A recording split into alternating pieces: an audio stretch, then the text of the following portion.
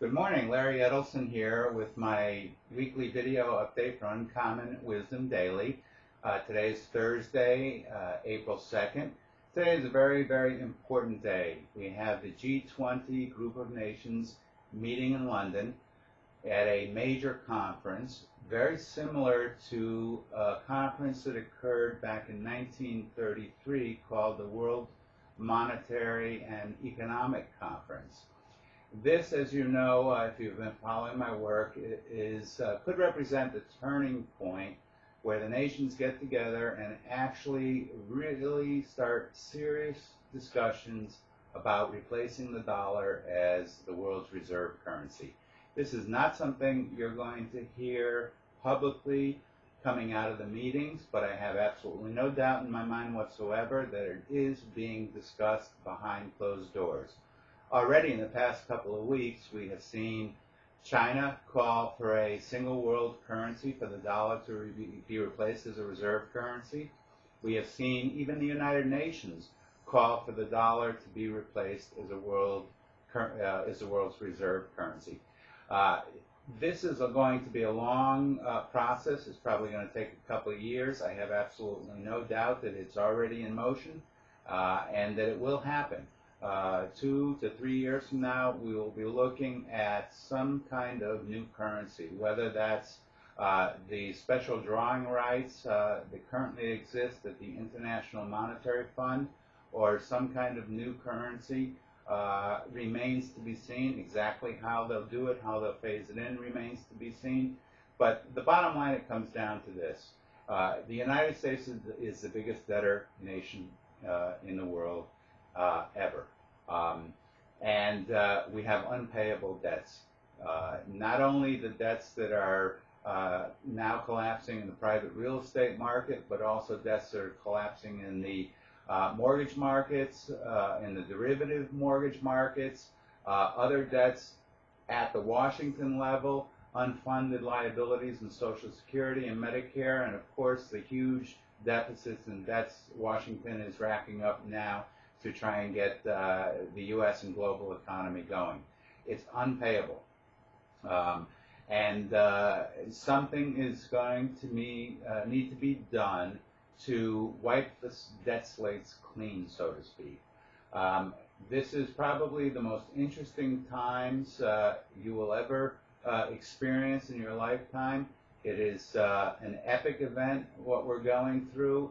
It's going to take years. There are going to be massive adjustments in your personal lifestyles and your finances and in the markets. And, I'm here and I will do 200% to keep you abreast of everything. We should get some news out of the G20 meetings later today and certainly over the weekend, and I will keep you up to date and posted through Uncommon Wisdom and my video updates, and for my subscribers in my Real Wealth Issues and in my premium financial trading services to every extent possible. Right now, the markets themselves are pretty much in limbo right now, waiting to see what's happening and what kind of news comes out of the G20 meeting that starts today in London. Gold is still consolidating in a trading range defined by roughly 900 to 945, still kind of wide trading range, but very choppy within that range. We need to see either extreme of that range broken before we can establish a short-term trend. I still believe it's going to break out to the upside, but I'm flexible. If it does get another pullback here, probably to around the 859 level, I would be a buyer. In the meantime, gold is pretty neutral with a bias towards the long-term trend, which is definitively much higher. Stocks are consolidating after their huge gains last week. I think they have much higher to go.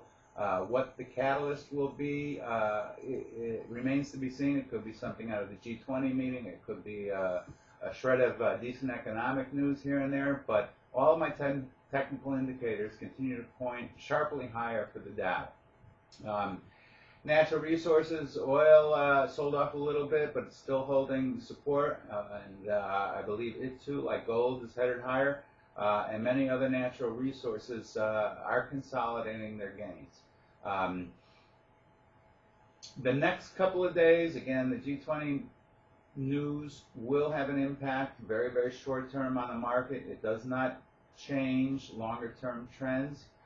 We are in a bear market rally in stocks with a possibility that we have already seen the bear market low. It's still too early to say.